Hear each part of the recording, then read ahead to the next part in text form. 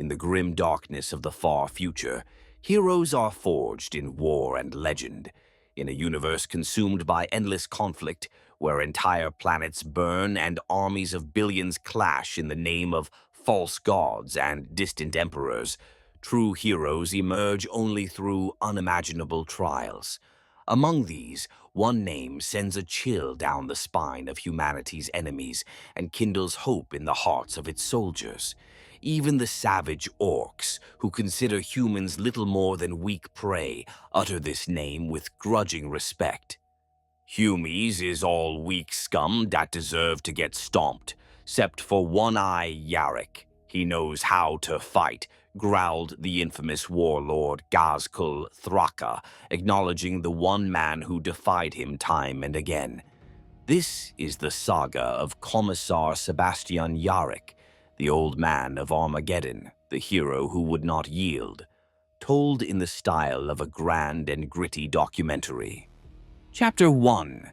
The Orphan of Taos. Our story begins on a quiet world far from the usual spotlight of galactic events, Taos 3. In this unremarkable imperial planet, Sebastian Yarrick was born under a different name, Sebastian Varden, to a modest family. Life was ordinary enough for the boy in his early years.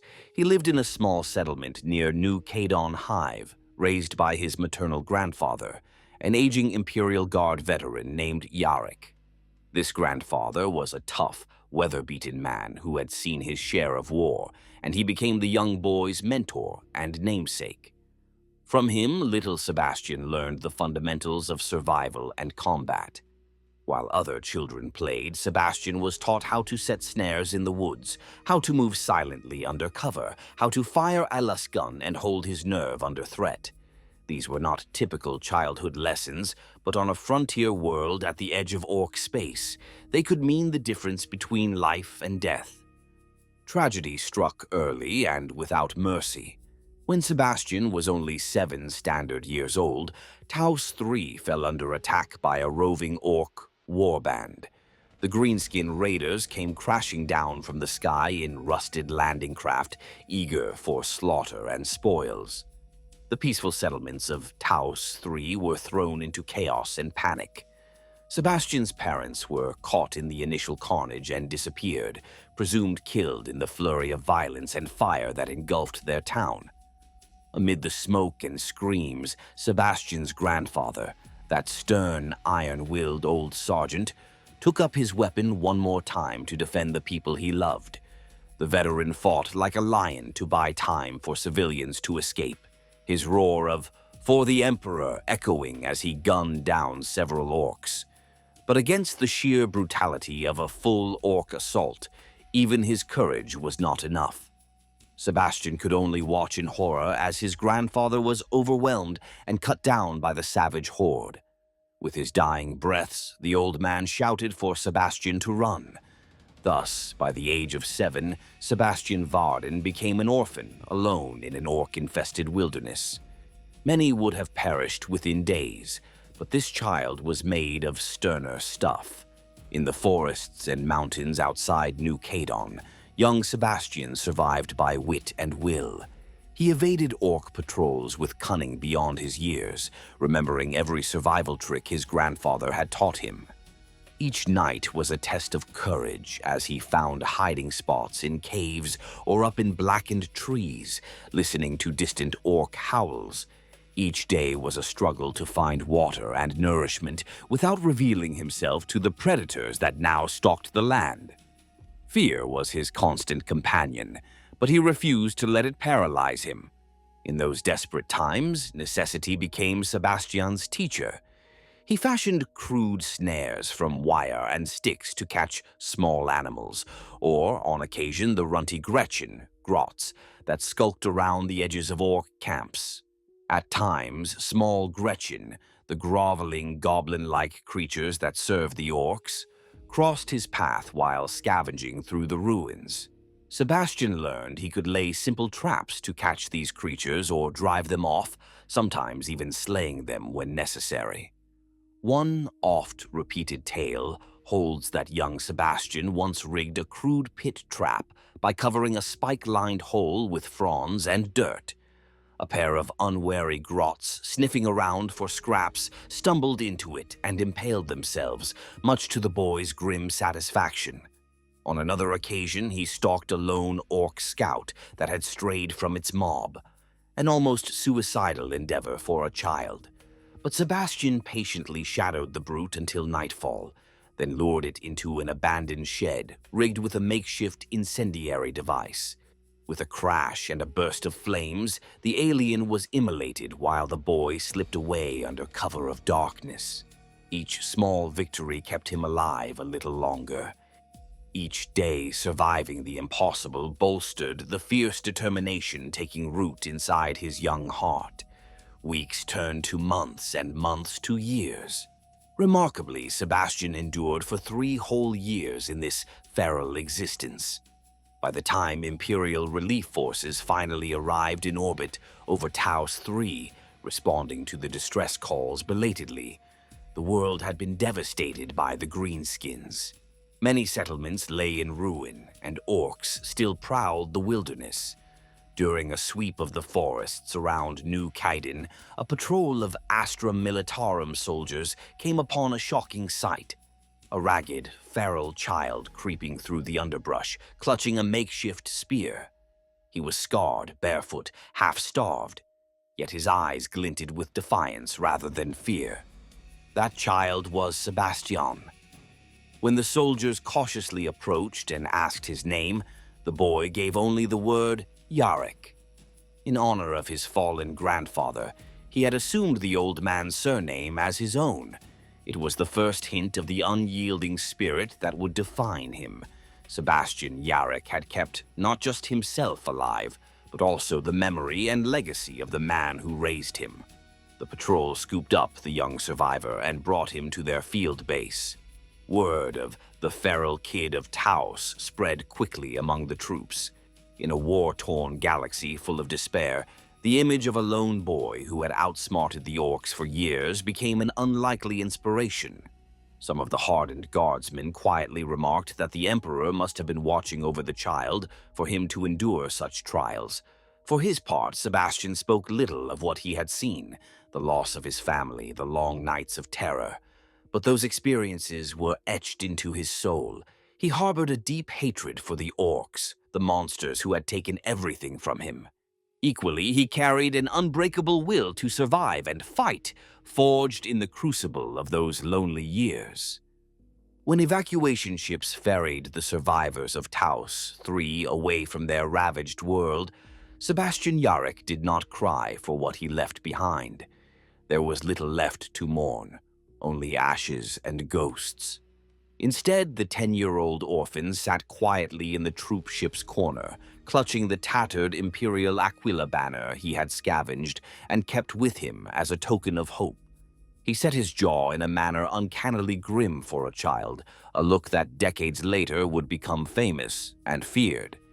In his possession, he carried only the clothes on his back and a dull combat knife too large for his small hand. But within his heart, he carried far more. His grandfather's name, the skills ingrained in him through pain and perseverance, and a burning desire to prevent the horrors he'd endured from happening to anyone else. Sebastian Yarrick had lost his childhood on Taos 3, but he had gained something in return, a destiny, though he did not yet know it, that would one day make him a legend. Chapter 2. The Making of a Commissar. Sebastian Yarrick's extraordinary childhood survival was only the prologue to his destiny. After his rescue from Taos 3, the boy was handed over to the Schola Progenium, the Imperium's elite orphanage and academy for the children of deceased Imperial servants. In the Schola's austere halls, young Yarrick was molded from feral survivor into a disciplined warrior of the Emperor. The transformation was not easy. The Schola Progenium is infamous for its unyielding regimen.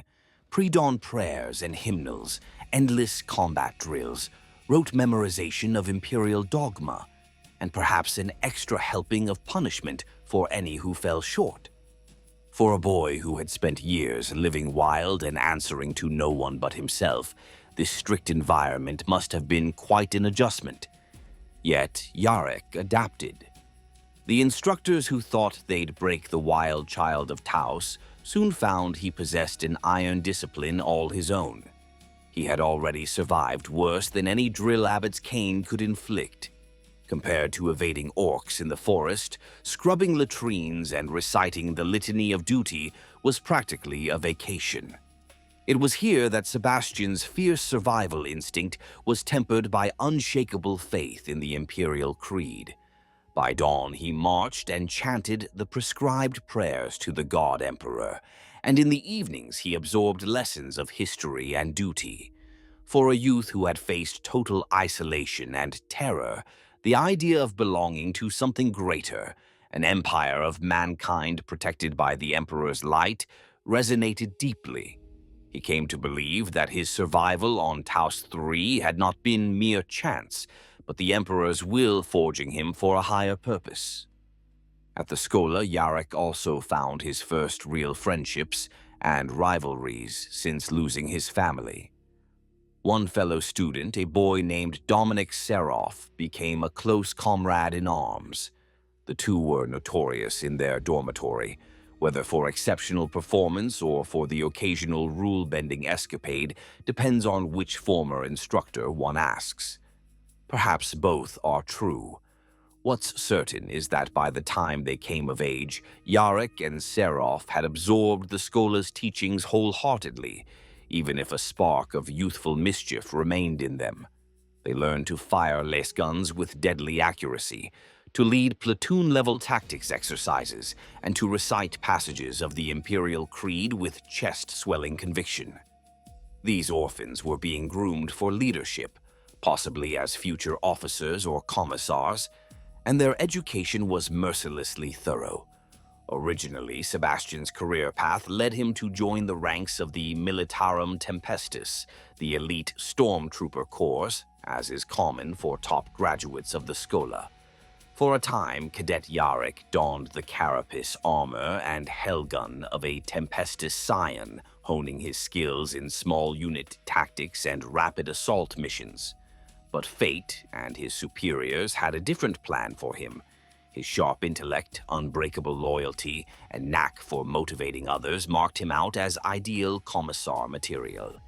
The Commissariat, those grim political officers charged with maintaining morale and discipline in the Astra Militarum, was always in need of individuals who could face down fear and enforce the Emperor's will without hesitation.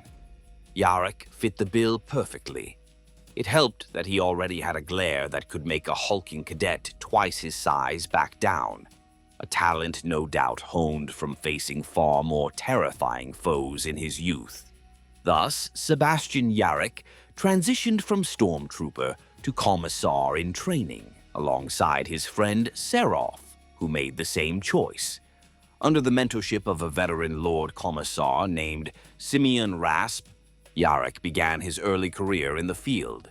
His first deployments as a junior commissar were far from any grand stage like Armageddon, but they were invaluable experiences.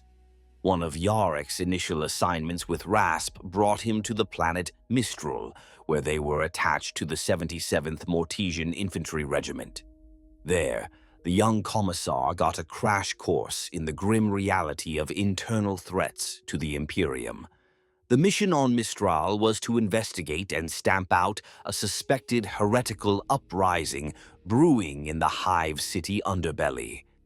This was not the straightforward Xenos-slaying Yarrick might have imagined in boyhood dreams of revenge.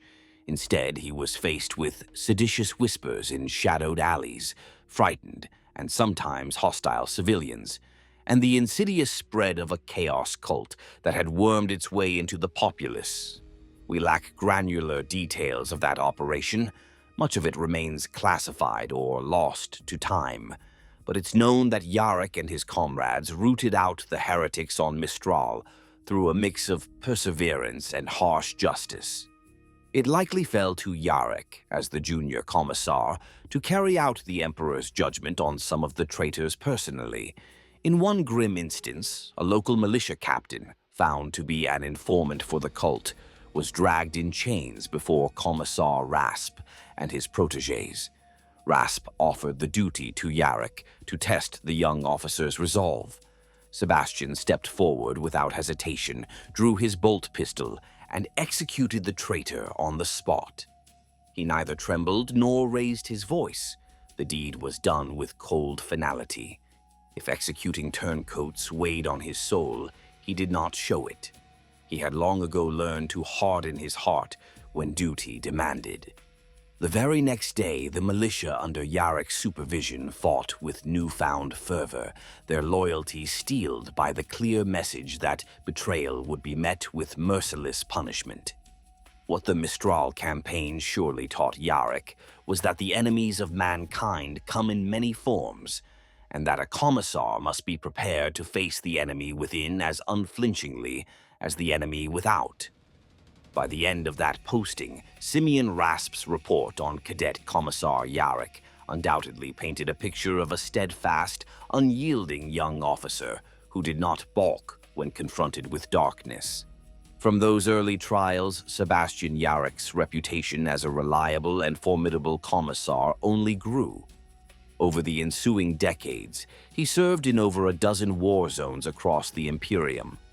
Yarrick seemed drawn, by fate or by assignment, to war fronts where Orks were a major menace, as if the galaxy kept offering him chances to settle his score with the Greenskins. He fought alongside regiments from varied worlds, adapting to each with ease. With the rugged Hive-world soldiers of Necromunda, he battled Underhive mutants and feral Orks that had overrun a mining colony. With the armored companies of the Luther McIntyre 212th, he braved the ash dunes of a distant Forge world where Ork speed freaks on ramshackle warbikes turned the desert into a deadly racetrack. On the Agri world of Algol, he led local militia in fending off piratical raids by Ork freebooters, turning what could have been a slaughter of farmers into a surprisingly coordinated defense. Each campaign burnished Yarrick's legend a little more. He became known as the stern, old-school Commissar, even when he was only middle-aged, who somehow kept morale high and casualties low. The officer whose unit would charge into hell because they trusted he'd see them through it. It was on Armageddon, however, that Yarrick truly found a second home and the stage for his destiny. Armageddon was a massive hive world of critical importance to the Imperium, a planet of countless factories and billions of souls, producing tanks and munitions in quantities that fed wars across whole sectors. Sebastian Yarrick was assigned for a lengthy term to Armageddon's planetary defense forces as a commissar. There he worked closely with the Armageddon Steel Legion, the planet's famous regiments known for their ash-waste survival gear and steely discipline, and he became deeply ingrained in the military culture of the world. By this time, Yarrick was graying and weathered. He was already regarded by younger troops as the wise old man in the corner of the briefing room. Little did they know just how much older he would eventually become in service. The soldiers took to affectionately calling him the Old Man, well before he earned that nickname in history books. Far from taking offense, Yarrick wore the moniker with pride. He knew that in the eyes of the guardsmen, an old man still standing after so many battles was a figure to respect, not pity. During his years on Armageddon prior to the Great Wars, Yarrick did more than just bark orders or execute cowards. In fact, as some noted with surprise, disciplinary executions in units under his watch were exceedingly rare. Instead, he led by example and instilled fierce loyalty. He studied the planet's defenses intently, drilling the recruits relentlessly, and, perhaps most importantly, he prepared for the enemy he was certain would come. Yarrick had never forgotten the Orks. Neither the trauma of Taos III nor the countless green-skinned foes he'd encountered since would allow him to. On Armageddon, he took it upon himself to become something of a scholar of Ork psychology and warfare. In one notable anecdote, Yarrick learned the Orc tongue from an old veteran, a human raider who had once been a prisoner of the Greenskins during a war on a distant world called Verone. Fascinated by the insights this man offered, Yarrick expanded that knowledge by interrogating any captured Orc and poring over every field report on their behavior. Over the years, he compiled an understanding of Orcish strategy, superstition, and mentality that was virtually unparalleled among Imperial commanders. Many of his peers might have found it odd, even distasteful, for a Commissar to delve so deeply into the mind of the alien. But Yarrick knew the old adage, "Know thy enemy." He foresaw that such knowledge would one day save countless lives. By the dawn of the year 941 M41, Sebastian Yarrick had lived a long life of service. The Orphan of Taos III was now a revered Commissar, well-respected, albeit perhaps considered a bit too old-fashioned or simply too old by some of the brass. In truth, Yarrick was contemplating retirement. He had been instrumental in raising and training a new formation, the 4th Armageddon Steel Legion Regiment, helping to replenish the planet's forces after routine losses from smaller conflicts. With that duty completed, the plan was for Commissar Yarrick to step back from frontline roles and settle into a quieter post, perhaps as an instructor at the Schola or a staff advisor. After all, he had more than earned a rest. If any man deserved to hang up his peaked cap and enjoy a peaceful twilight to his career, it was Yarrick. But fate has a cruel sense of irony. As Sebastian Yarrick filed the paperwork for his well-earned retirement, dark clouds were gathering beyond Armageddon's star system. An enormous Orc invasion, a war of unprecedented scale, was on a collision course with the Hive world. The year 941 of the 41st millennium would not, in fact, be Yarrick's quiet farewell to service. Instead, it would mark the beginning of the greatest challenge of his life. On the very day that Sebastian Yarrick was scheduled to retire, the Orks came to Armageddon, and Commissar Yarrick, old or not, was exactly where he needed to be, at the forefront of humanity's defense, ready to confront the Green Tide head-on. Chapter 3. The Second War for Armageddon. The storm hit Armageddon in 941 M41. A vast Orc armada led by the infamous warlord Ghazghkull Thraka descended upon the Hive world with meteoric fury. Ghazghkull was no ordinary greenskin leader. A towering Orc of singular ambition and ferocity, he claimed to receive visions from the Orc gods Gork and Mork themselves.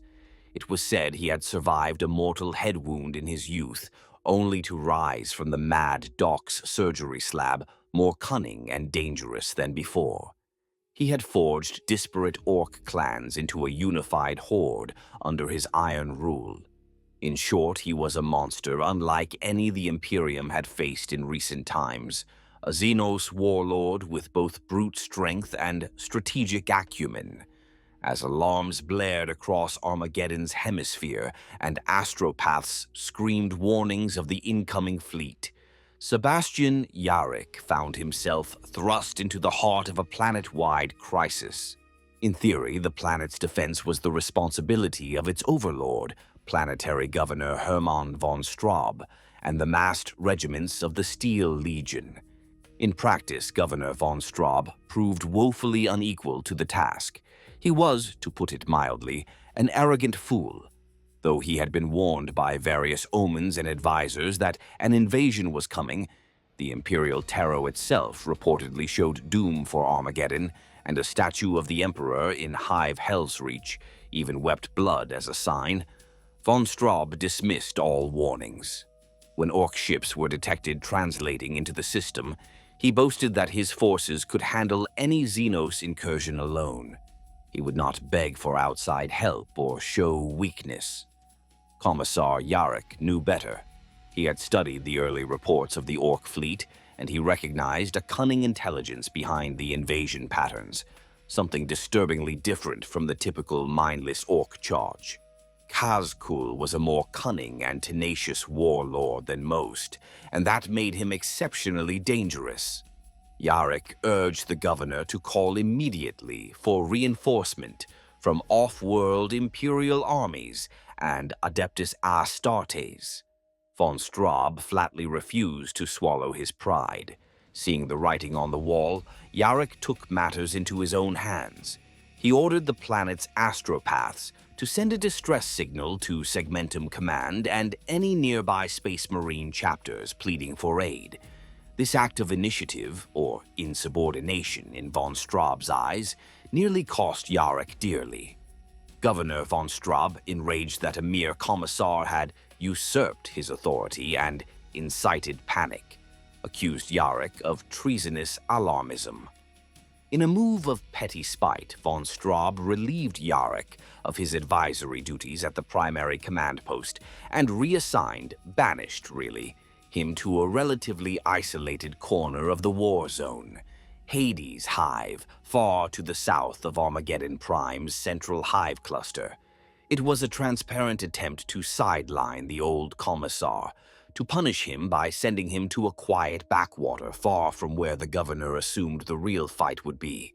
History would prove Hermann von Straub disastrously wrong. As the green tide made planetfall, his overconfidence shattered almost immediately. Orc assault ships and hulking meteoric carriers, called Orks, rained down across Armageddon's continents in the billions. The alien brutes swarmed out by the millions, overrunning outlying defenses and secondary hives with terrifying speed. Von Straub's defensive plan, if one could call his hasty reactions a plan, fell apart under the onslaught. Within weeks, whole hive cities were cut off or besieged. The poorly coordinated counterattacks von Straub ordered were easily outflanked and destroyed. The once boastful governor lost his nerve as the situation spiraled out of control. Some accounts claim he even attempted to flee Armageddon entirely and leave his world to its fate when the fighting reached the approaches of his palace. One indignant imperial officer, Princeps Curtis Mannheim of the Legio Metallica Titan Legion, famously described von Straub as the greatest waste of flesh and bone born in the last 500 years, which, frankly, might have been kind. Down in the ostensibly quiet Hades Hive, Commissar Yarrick watched the strategic situation unravel with grim resolve. If being exiled to Hades was meant to be a punishment, Yarrick turned it into an opportunity. Hades Hive lay directly in the path of a major orc advance sweeping down from the north. Yarrick took command of the local defense forces without hesitation or waiting for anyone's permission. The Hive's garrison, mostly planetary defense force units and a few Steel Legion companies, was demoralized by the news of defeats elsewhere. But they had Sebastian Yarrick among them now, and that made all the difference. The old Commissar moved among the ranks like a man possessed. He organized firing lines and overlapping fields of fire, fortified choke points with makeshift barricades, and made sure every soldier and every armed civilian knew their role in the defense. Perhaps most critically, he delivered fiery exhortations at every opportunity, in the bunkers, on the walls, even via Vox speakers to the civilians taking shelter. To the people of Hades, he became a rock to cling to in the storm. The siege of Hades Hive began in earnest soon after. Orc war horns and the guttural clamor of their mobs echoed across the ash wastes as the green horde encircled the city.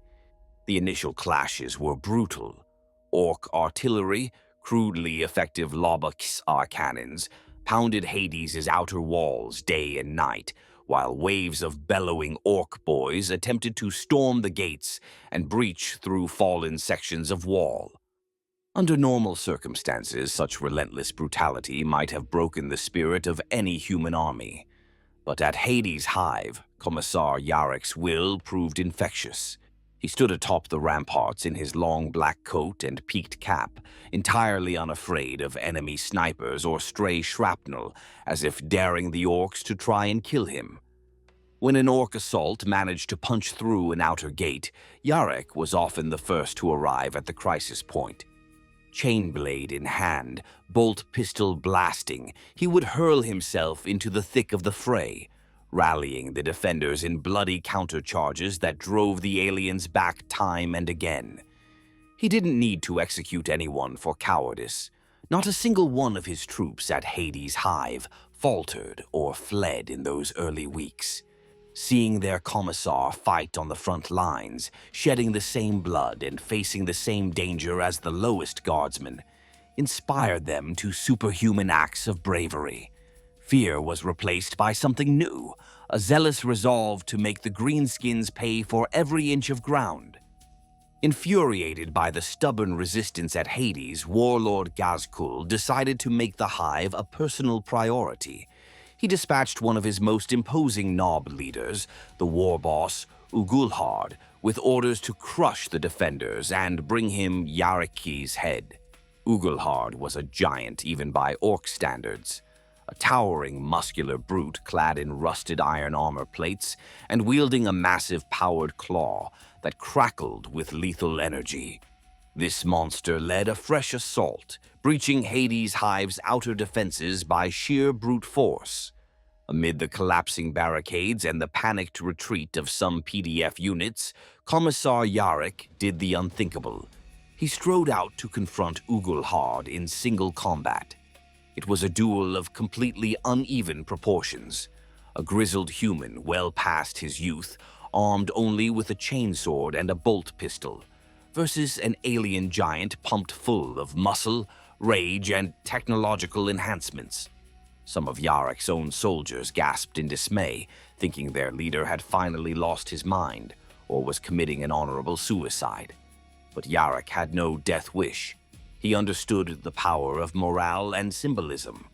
If he could strike down this Ork monster in front of everyone, it might turn the tide of battle by showing that no enemy was invincible.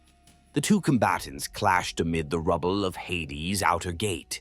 Ghazghkull roared with laughter and contempt, swinging his enormous power claw with gruesome intent. Yarrick ducked and weaved, scoring glancing blows against the Ork's armored hide with his chainsword, but the war boss was absurdly strong and surprisingly quick. Dozens of soldiers and Orks paused their firefight to watch this David and Goliath duel. The Ork's booming voice and the crackle of the claw punctuated the shouts from human defenders urging Yarrick on. Then, with a swift, brutal motion, Ghazghkull's claw shot forward and caught Yarrick's right arm. There was a sickening crunch and a spray of blood. The Commissar's arm was severed clean at the elbow. A collective gasp arose from the human defenders who witnessed it. Yarrick staggered, grievously wounded. By any reasonable measure, he should have collapsed and gone into shock. Ghazghkull certainly thought the fight was over. The Ork let out a bellowing victory roar, believing the Humi finished. What happened next has since passed into legend. Yarrick did not fall. Through unimaginable pain and the hot rush of blood loss, he stayed on his feet. Later, medics would marvel that he didn't immediately bleed out or black out. Perhaps sheer willpower kept his heart pumping a moment longer. As Ghazghkull turned slightly to gloat to his boys, Yarrick seized his chance. With his remaining hand, he lunged forward, chainsword revving, and struck with every ounce of strength left in his body. The buzzing blade found a gap in the war boss's crude neck armor and bit deep into flesh. In one ferocious sweep, Sebastian Yarrick decapitated Ghazghkull. The hulking Ork's head toppled from its shoulders, with an almost comical look of surprise still etched on its brutish features. For a heartbeat, both armies were utterly still. Neither side could quite believe what had just occurred. Then Yarrick drenched in his own blood, stooped down and pried the still clacking power claw from the severed stump of his own arm and from Ghazghkull's twitching hand. With a grimace of effort, he hoisted the massive orc weapon high over his head for all to see. The effect was immediate and electrifying. A ripple of fear tore through the orc horde, superstitious and brutal in equal measure. The orcs often believe that might makes right, and here was a human who had just displayed might beyond anything they thought a mere human capable of. Many of the attackers simply broke and ran, unwilling to face the one-eyed Yarrick with the giant claw, as they soon dubbed him, who had slain one of their mightiest war bosses. The defenders of Hades' hive, on the other hand, erupted in a jubilant cheer that soon turned into renewed battle fury. Emboldened beyond measure, they surged out of their cover and counterattacked the wavering orcs, driving them clear of the breach and back into the blasted outskirts beyond the hive walls. Only when the immediate danger had passed did Sebastian Yarrick finally allow himself the luxury of collapsing to the ground. As the stretcher-bearers rushed to their Commissar's aid, they found him unconscious from blood loss. Yet even passed out cold, his one good hand was still locked in a death grip around the handle of that enormous orc power claw. Yarrick's stool with Ghazghkull became the stuff of instant legend.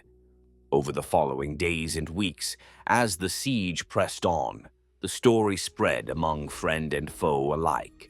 Orc prisoners babbled in fear about Old One Eye, a nickname that would fully stick later, claiming he could not be killed and that he had a supernatural evil eye that could slay orcs with a glance.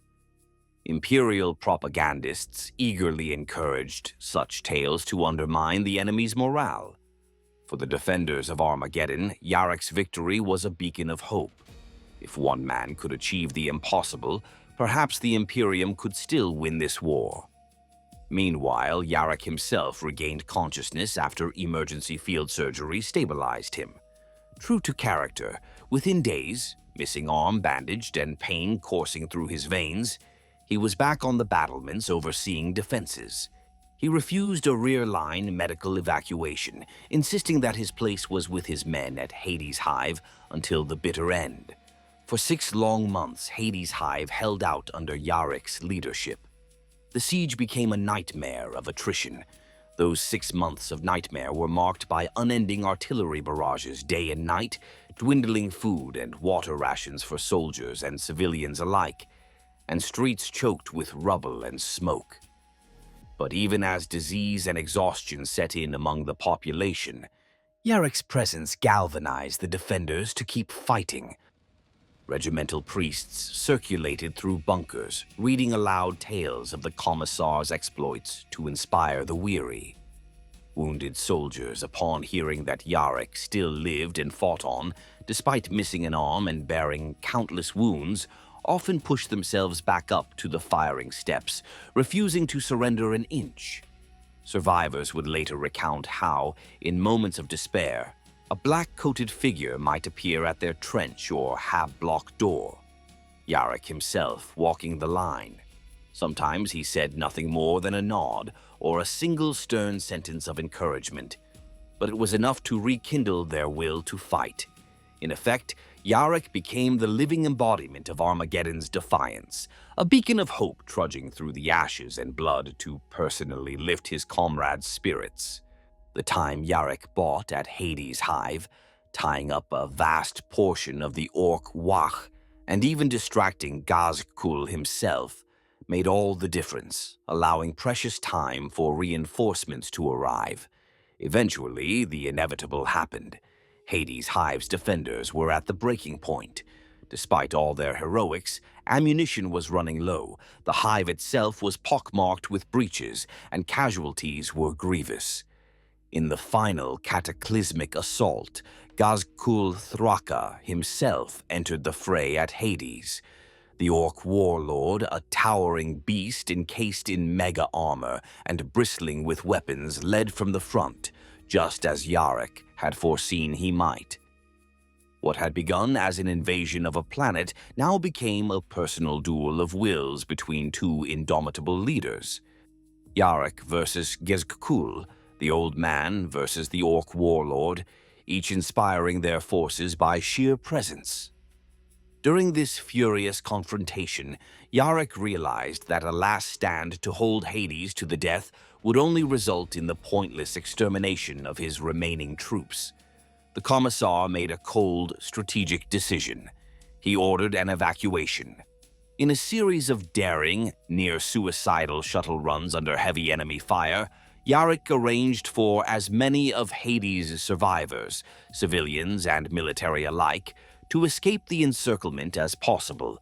Only the bravest pilots volunteered for these runs, swooping into the hive's skeletal spires amidst flak bursts and orc fighters, loading up passengers, then blasting back into the sky. Amazingly, and at great cost, a significant number of defenders were lifted off to safety, one pocket at a time. Yarrick, of course, stayed until the very end. As the last groups prepared to flee, he personally took to the ruins of the central plaza to act as rear guard, holding off the green tide long enough for the final transports to lift off. It was in this fighting retreat that Yarrick was gravely injured again. Accounts differ on whether he and Ghazghkull actually crossed paths in that chaos. Some say Yarrick emptied his bolt pistol into the warlord's chest at close range, managing to scar the orc's armor and enrage him. Others claim an explosion from a tank shell knocked Yarrick senseless while Ghazghkull was dueling a nearby Imperial commander. Whatever the case, by the time the evacuation craft took flight with a barely alive Yarrick aboard, Hades' hive was effectively lost. The city fell to the Orks, but importantly, Sebastian Yarrick had not fallen with it. He was evacuated in the nick of time, hovering near death from his wounds, yet somehow refusing to die. The Second War for Armageddon did not end with the fall of Hades. Thanks to the time Yarrick had bought, salvation arrived from the stars. The Imperial Relief Force, belatedly responding to those astropathic cries for help Yarrick had sent, translated into the system. Foremost among the liberators were the Adeptus Astartes, the Space Marines. Commander Dante, chapter master of the Blood Angels, took overall command of Imperial forces upon arrival, much to the immense relief of Armageddon's beleaguered people and the sidelined fury of von Straub. Alongside the Blood Angels came companies from the Ultramarines, Salamanders, and other chapters, as well as fresh Astra Militarum regiments from off-world. These reinforcements launched a massive counteroffensive against the Greenskins. The Orks, overextended and bloodied from months of grinding their teeth against Hades and other hive defenses, were caught off guard by the ferocity of the Imperial counterblow. While Ghazghkull was still consolidating his grip on ruined Hades in the south, the Space Marines struck critical Orc strongholds in the north, splitting the War in half. Hive by hive, the Orcs were pushed back. Facing the prospect of encirclement and annihilation, Ghazghkull did something unexpected for an Orc warboss. He ordered a retreat. The Orcs began withdrawing from Armageddon, squabbling and fighting amongst themselves as much as with the pursuing Imperial forces. Ghazghkull Thraka escaped off-world, his burning thirst for conquest thwarted for now. Thus, the Second War for Armageddon ended in a costly but undeniable Imperial victory. The planet was ravaged, with multiple hives in ruins and millions of people dead or displaced, but it remained in human hands. And amidst the weary celebrations and solemn mourning, one name rose to near mythic status: Commissar Sebastian Yarrick, the savior of Armageddon. His leadership at Hades' hive was widely hailed as the turning point of the war. Had Hades fallen sooner, or had Yarrick not tied up Ghazghkull's horde for so long, the Space Marines might have arrived to find an Orc-occupied planet beyond saving. Instead, thanks to Yarrick's stand, Armageddon still had a fighting chance. The people of Armageddon showered Yarrick with adulation. Soldiers who had fought under him spread tales of his heroism, some so incredible they sounded like barracks legends. Except they were true. The title Hero of Hades' Hive was bestowed on him, though he would modestly say later that the title belonged to all who bled there. Common folk in the hives started referring to him as the Old Man of Armageddon in affectionate tones, as if he were the planet's gruff guardian angel. And among the Orks, whispers of Old Bale Eye began to circulate, a reference to the terrifying rumor that Yarrick could kill with a glance of his evil eye. Yarrick's physical condition after the war matched the state of his world, battered but unbroken. He eventually recovered from his life-threatening injuries, though it took many months of medical treatment and rehabilitation. During this time, he made two fateful decisions that would cement his legend and cleverly play into the Orks' fears. The first decision was to keep the trophy he had torn from Ghazghkull. Tech priests of the Mechanicus, together with artisans of the Adeptus Ministorum, modified the massive Ork power claw so that it could be attached as a bionic replacement for Yarrick's missing right arm. When he recovered sufficiently, Yarrick insisted on wearing this unlikely prosthetic into battle. It was not a mere symbol. The claw was fully functional, its crushing pincers powerful enough to snap an orc in two, now powered by mechanisms sanctified for human use.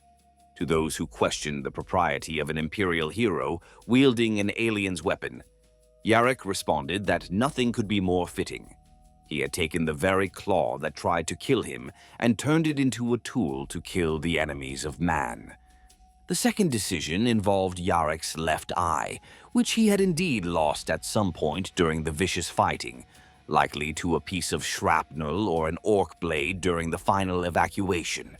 Rumors among the Orks already painted Yarrick as possessing a deadly evil eye, a gaze that could slay. Rather than dismiss this as silly superstition, Yarrick, ever the astute psychologist of war, chose to embrace it. He had a unique cybernetic eye implant commissioned, known as the Bale Eye, which contained a laser weapon hidden behind its red lens. In close quarters, Yarrick could literally fire a beam from this bionic eye, essentially making the orc fable true. Old Bale Eye, they called him.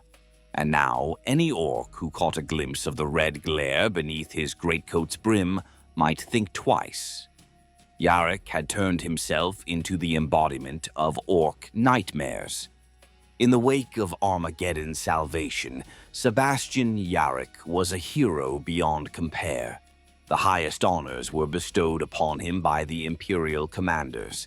It's said Dante himself visited Yarrick as he recuperated, addressing him respectfully as an equal in valor. One might think that at this point Yarrick would finally rest on his laurels. Indeed, he was officially offered a comfortable retirement, perhaps a governorship or a ceremonial office, a chance to serve away from the battlefield. And for a short time it seemed he accepted. He took on a role helping to rebuild Armageddon's defenses and training fresh batches of Steel Legion troops. After all, the Orks had left much rebuilding to do. But those close to Yarrick noticed that the fire in his belly had not cooled one bit. As he watched Ghazghkull's surviving forces flee into the stars, Yarrick's sense of duty felt unfinished. The Orc warlord had escaped justice. The man who had saved a world could not rest while his nemesis remained at large. And so it was only a matter of time before Commissar Yarrick, that stubborn old warrior, would once more take up his weapons and pursue the fight, this time beyond the horizon of Armageddon itself. As a footnote to the Second War, Commander Dante, upon securing the planet, placed the disgraced governor von Straub under armed guard, intending to ship him off-world to stand trial for his gross incompetence and cowardice. However, in the chaotic aftermath, von Straub managed to escape custody in a stolen land speeder. The vehicle was later found wrecked in the ash wastes, but von Straub's body was nowhere to be found. The treacherous overlord had vanished, a loose end left lurking in Armageddon's story. This would come back to haunt the world later, as we shall see. Chapter 4: The Hunt for Ghazghkull. True to his word and his nature, Sebastian Yarrick could not stay idle for long after the Second War for Armageddon. The peace that followed was uneasy and short-lived. Ghazghkull's defeated forces had scattered across the sector, raiding nearby systems as they regrouped. Yarrick, officially in semi-retirement, was already planning his next move. Within a few short years of Armageddon's victory, some say only months after he was back on his feet, Yarrick personally petitioned Segmentum Command to lead a punitive expedition. His argument was simple and compelling. The Ork threat was not truly over, while Ghazghkull Thraka lived. The greenskin warlord had been bloodied but not broken, and like a wounded beast, he was bound to return even more dangerous unless put down for good. Persuaded by Yarrick's legendary record, and perhaps relieved to have the relentless old Commissar volunteering for such a risky venture, the Imperium granted him the forces and ships necessary to begin a great hunt across the stars. What followed was a deadly game of cat and mouse spanning nearly 10 standard years. Yarrick, fueled by determination and admittedly personal vendetta, pursued Ghazghkull's trail from system to system. The Ork warlord was indeed rebuilding his strength, rallying surviving warbands and drawing fresh hordes to his banner, but he was shrewd enough to avoid being cornered by Imperial forces until he was ready. Whenever Yarrick's crusade fleet drew near, Ghazghkull's ships would slip away, sometimes not before unleashing a brutal diversionary attack to throw off pursuit. Several sharp battles were fought during this chase. On one world, Yarrick's forces descended upon an Ork fortress, only to find it largely evacuated. The foe had fled but left behind rigged explosives that turned the stronghold into an inferno as the Imperial Guard entered. On another occasion, an Ork ambush in an asteroid field cost the Imperial Navy a frigate and nearly killed Yarrick when Ork commandos boarded his command ship. Nearly, but not quite. Each time, Yarrick refused to give up, following every lead, interrogating every captured Ork, piecing together Ghazghkull's movements through scraps of intelligence, and not a small amount of intuition. Finally, in 944 M41, Yarrick managed to anticipate his enemy's trajectory. Ghazghkull appeared to be heading toward a remote, sparsely defended Imperial mining world named Golgotha. Strategically, it wasn't the most valuable planet, which made it puzzling that the Ork leader seemed intent on it. Yarrick suspected a trap or hidden agenda, but he also saw an opportunity, perhaps the best chance yet to catch Ghazghkull in open battle. Yarrick gathered all available forces for a decisive confrontation. A sizable contingent of Imperial Guard, including veteran Steel Legion companies and armored regiments, accompanied him, supported by elements of the Adeptus Mechanicus and Imperial Navy. Among the assets was Yarrick's personal super-heavy tank, the revered Baneblade known as the Fortress of Arrogance. This mighty war machine, gifted to him after the Second War, served as his mobile command center and a symbol of defiance in its own right, its great dozer blade and flanks draped with banners bearing the double-headed eagle, its voxcasters ready to blare Yarrick's commands and rallying cries across the battlefield.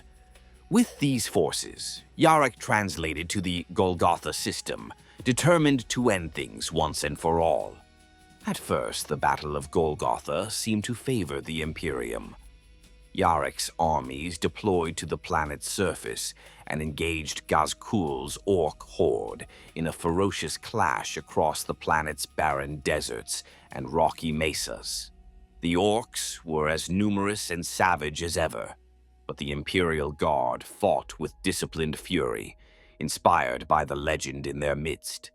Yarrick's presence on the front line, shouting orders from atop the fortress of arrogance, his captured power claw glinting in the sun whenever he raised it, and his baleful cyber eye scanning for the enemy, spurred the troops to press on even when orc fire blanketed the sands and the air reeked of promethium and blood. Slowly but surely, they began to push Ghazghkull's forces back. Wreckage of orc warbands and smashed battle wagons littered the battlefield. Imperial tanks advanced methodically behind curtains of artillery fire. At one point, Ghazghkull himself was spotted bellowing in rage at his boys to hold their ground as the Imperial Guard rolled forward. For a moment, it looked as if Yarrick might finally have forced his nemesis into a corner. But Ghazghkull had laid a trap of his own. Just as the Imperials were gaining momentum, a second orc force, one that had been hiding and holding back, struck from an unexpected quarter. Unbeknownst to Yarrick, the warlord had secretly allied with, or coerced, another orc warlord's horde, keeping them in reserve. As Yarrick's forces pressed into the main orc lines, this second orc army erupted from behind a ridge of mesas and smashed into the Imperial flank and rear. In an instant, Yarrick's troops were caught in a vice, attacked on two fronts by a sea of green. The situation went from near victory to desperate chaos in moments. To make matters worse, just as this ambush unfolded, a massive shadow fell over the battle zone. A space hulk, a colossal conglomeration of derelict ships that orcs often use as mobile fortresses, emerged from behind Golgotha's moon and moved into low orbit. This hulk, evidently part of Ghazghkull's plan, opened fire on the Imperial Navy ships above, driving them off, or at least forcing them to take evasive action. Suddenly, Yarrick's ground forces were cut off from orbital support and any hope of timely extraction. The trap had sprung perfectly. Yarrick's forces fought tooth and nail, but the coordinated orc assault was overwhelming. This was not to say they lost heart. By all accounts, the guardsmen and their accompanying Mechanicus units battled ferociously. They formed defensive circles, heavy weapon teams laying down withering fire as waves of orcs crashed against human lines. The desert sands were soon carpeted with bodies and wreckage. The Fortress of Arrogance became a rallying point for the embattled Imperial troops. Its huge cannons thundered shot after shot, blasting orc mobs apart, while Yarrick stood atop its turret, directing volleys and calling out priority targets. But for every greenskin cut down, two more seemed to replace it. Ammunition began to run low. Casualties mounted and positions were overrun. One by one, pockets of Imperial guardsmen were surrounded and overwhelmed beneath the swarming mobs. Gradually, inevitably, the Imperial defenses collapsed into disarray. A final stand coalesced around Yarrick's Baneblade. Guardsmen, PDF militia, tech priests with their combat servitors, anyone still alive or fell back to form a circle around the Fortress of Arrogance. The super heavy tank itself was scarred with impacts, its ammunition nearly spent. Orcs closed in from all sides, turning the horizon into a churning mass of green bodies and smoke.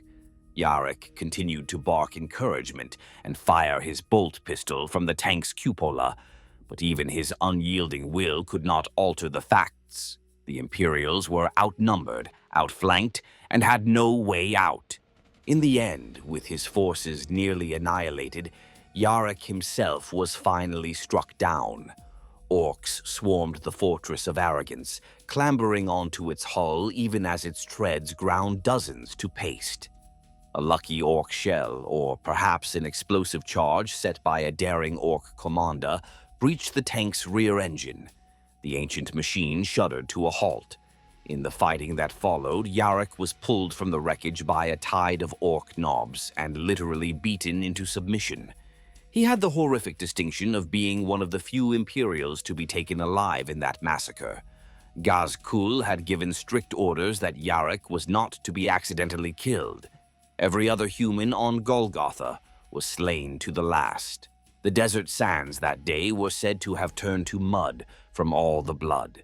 When Yarrick awoke, he found himself in one of the most nightmarish situations imaginable, imprisoned aboard the Ork space hulk, at the mercy of the very monster he had hunted.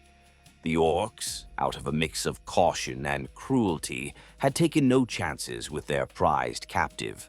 They removed Yarrick's bionic claw and his Bale Eye, depriving him of both his unique weapons. He was shackled in heavy iron chains, suspended from a meat hook above a deep, dark pit in one of the Hulk's colossal junk chambers. Dizzy with pain and blood loss, he murmured a prayer to the Emperor to grant him strength for whatever came next. Ghazghkull Thraka himself stood watching from a grated platform at the pit's edge, flanked by hulking Nob bodyguards. The giant Ork warlord waited until Yarrick had groggily regained consciousness, perhaps wanting him to fully appreciate his predicament. They locked eyes across the gloom, Yarrick's one natural eye blazing with undiminished hate, Ghazghkull's red bionic eye glowing with sardonic amusement. Without a word, the Ork nodded to his lackeys. A lever was cranked, chains rattled, and Sebastian Yarrick was sent plummeting down into darkness. He fell for what felt like an eternity before crashing into a mountain of metallic refuse. Dazed and injured anew, Yarrick struggled to move. High above, echoing down the chute, he could hear the guttural laughter of Orks. The greenskins assumed this was the last they'd see of him. He had been thrown away like a piece of garbage into the bowels of the space hulk. The pit Yarrick found himself in was a vast dumping ground for debris and waste. It stank of oil, rotten flesh, and fungus, and he was not alone. All around him in the gloom, he could hear the chittering and growling of squigs, those vicious pig-like orcoid creatures, drawn to feast on the biological and mechanical detritus tossed here. What followed was a test of sheer survival instinct and mental fortitude, arguably even more harrowing than Yarrick's youthful ordeal on Taos 3. Broken and weaponless, in utter darkness, he refused to succumb. When the first squig lunged at him, Yarrick grabbed a jagged piece of scrap metal and impaled the beast through its gaping maw. He used a shattered iron beam as a crutch and cudgel, fending off two more that came snapping at him in the blackness. Down in that pit, Yarrick's world narrowed to a primal struggle, kill or be killed. Over hours, perhaps days, time lost all meaning in the sunless depths. He managed to slay a dozen squigs, sustaining numerous bites and lacerations in the process. Killing the squigs was only the beginning.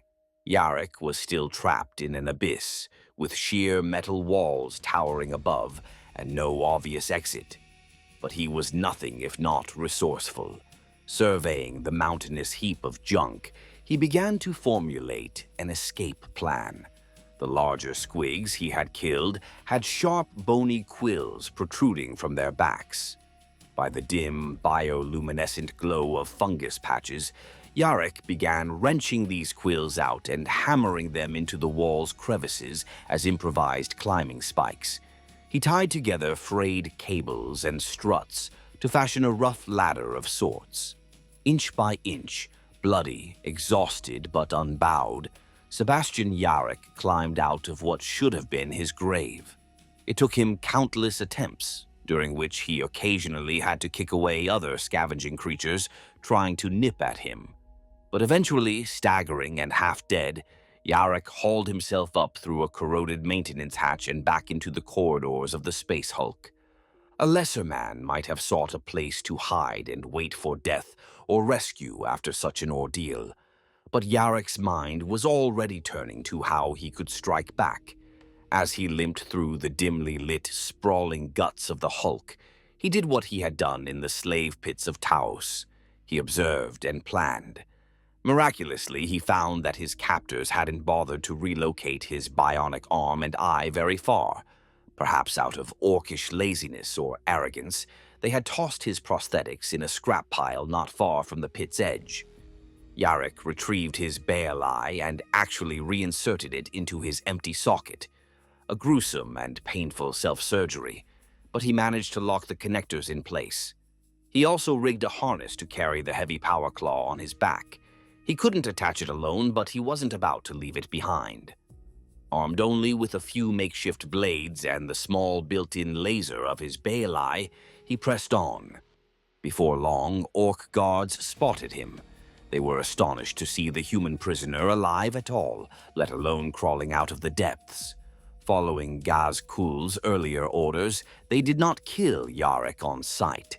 Instead, after a scuffle wherein Yarrick even managed to blast one Orc's face off with his eye laser, they overwhelmed him by sheer numbers. Beaten back into submission, he was dragged, still defiantly cursing in the Orc language, which quite surprised his captors, to a holding area where other human prisoners were corralled.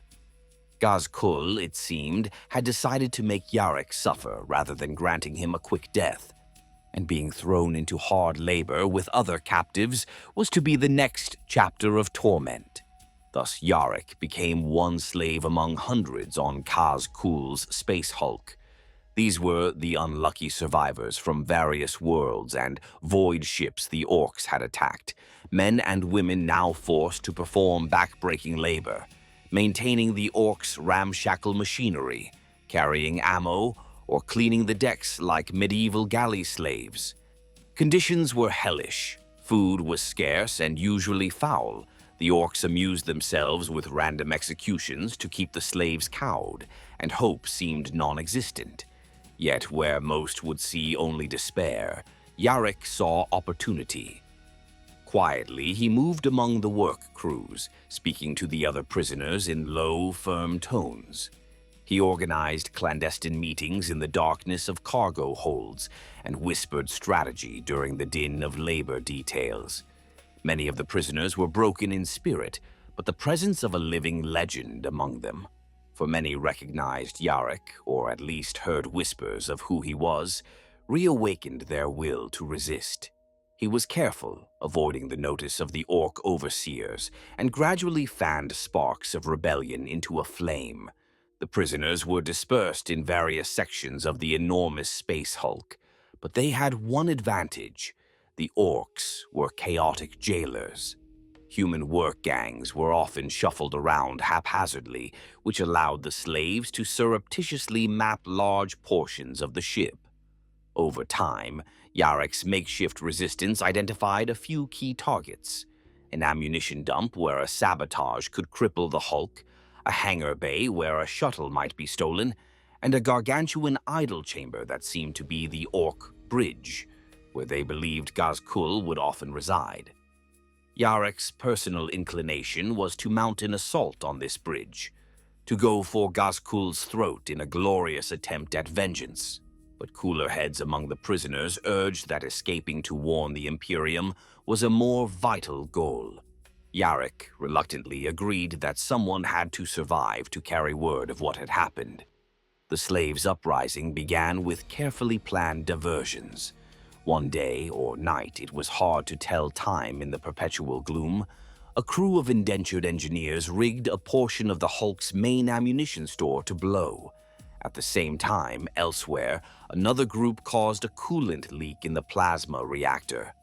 When the charges detonated, a chain of deafening explosions rocked the space hulk. Klaxons blared, and in the confusion, many Orcs rushed toward the affected zones to contain fires, or simply to brawl amidst the chaos. Orcs aren't great at orderly emergency response. Amidst this turmoil, Yarrick led a hand-picked band of about a dozen slaves through the labyrinthine corridors toward the nearest hangar bay. They managed to arm themselves with a few looted pistols and blades from a fallen Orc armory en route. Initially, the plan seemed charmed. The hangar bay was lightly guarded due to the crisis. But upon reaching it, the escapees found a cruel surprise.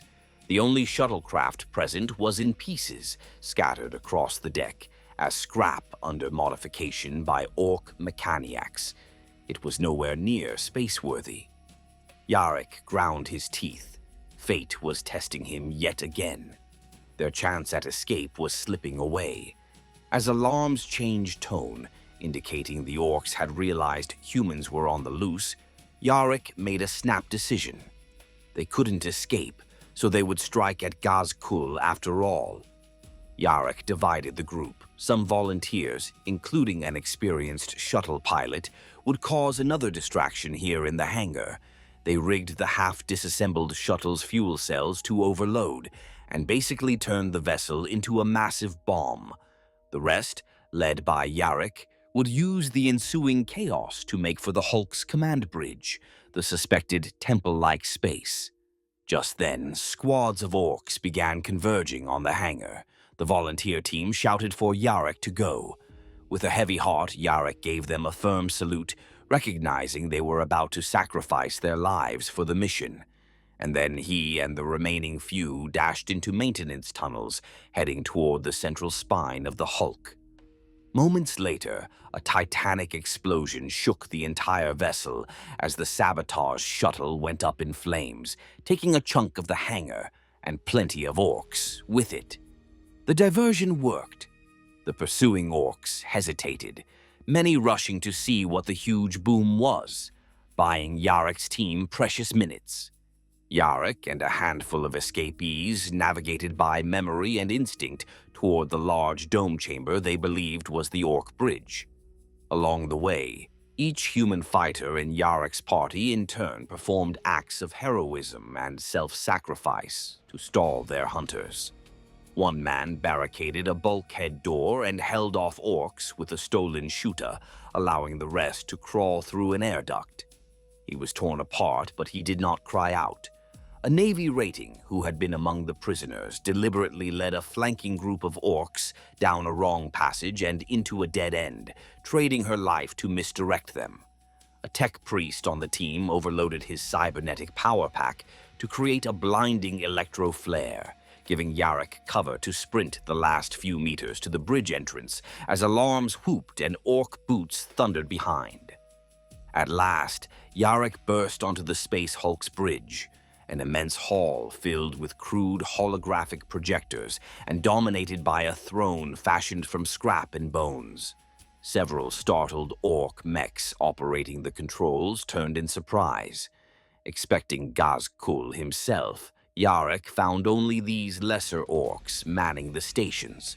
With a feral snarl, Yarrick launched himself at them. He carved through the first with a jagged piece of hull metal, shot a second through the eye with his Bale Eye laser, and kicked a third off a railing. Within moments, the Ork bridge crew lay dead at his feet. But Ghazghkull was nowhere to be found. The warlord was not one to sit on his bridge idly. Likely he was still coordinating the Ork retreat to his flagship, or perhaps he had anticipated this revolt and wisely stayed away. Either way, Yarrick was denied a final confrontation. With Ork reinforcements closing in, he could hear guttural shouts and stomping footfalls approaching the thick doors of the chamber. Yarrick did the only thing left within his power. He attempted to destroy the entire Space Hulk. Smashing every control panel he could find, he deliberately overloaded the vessel's reactor and propulsion systems, tearing away safety interlocks and yanking down giant levers. The ancient Hulk began to quake violently as systems went critical. As the doors burst open and Ork warriors flooded onto the bridge, Yarrick was enveloped in a wash of blinding light and noise. The overtaxed plasma reactor deep in the bowels of the Hulk ruptured, sending a chain reaction of explosions rippling through the structure. The Orks on the bridge were thrown off their feet. Yarrick himself was hurled against a bulkhead, finally losing consciousness as a wave of searing heat and debris rained over him. He had given his all. If he were to die, he would die taking a chunk of the Ork fleet with him. Miraculously, Sebastian Yarrick did not die. Sometime later, perhaps hours, perhaps days, he awoke in a quiet, dimly lit chamber. For a moment, he thought he had finally passed on and was lying in a tomb, for all was silent except the hum of machinery. But as his eyes focused, he realized he was in a medbay of some kind, hooked to an IV, his wounds bandaged. Even more astonishing, he felt the familiar weight of his bionic arm reattached to his shoulder, and his Bale Eye, too, was in place. Could it be he was somehow back in Imperial hands? He struggled to sit up. The door to the chamber slid open. To Yarrick's utter disbelief, an orc, a fairly old-looking orc at that, peeked in, then barked something over its shoulder. Immediately, two burly orc knobs stepped in, but instead of attacking, they simply gestured for Yarrick to follow. Yarrick, still weak but fueled by adrenaline and confusion, tensed for a fight. But the orcs did not lay a hand on him. In fact, they stepped back respectfully and waited. Bewildered, Yarrick rose on unsteady legs and walked out into the corridor. He found himself in a procession of sorts. Hundreds of orcs lined the corridor walls, standing at attention. When they saw the human emerge, a murmur went through the crowd. Then, in an almost surreal display, they began to clap. A thunderous, pounding clap of massive green hands on metal and flesh. The orcs were applauding. They parted as Yarrick walked, forming an honor guard. The old Commissar moved as if in a dream, his hand near his holstered sidearm, which, he realized, had been given back to him as well. None of the orcs tried to stop him or disarm him. Instead, they led him through the wreckage-strewn corridors to the nearest launch bay. There, in that hangar, a single shuttlecraft sat with its engines idling. In front of it stood Ghazghkull Thraka. The orc warlord's armor was scuffed, and a fresh scar ran across his face, perhaps from some fragment during Yarrick's explosive sabotage. He regarded Yarrick with an inscrutable expression. Yarrick instinctively balled his fist, readying for a final fight if need be. But what came next defied all expectation.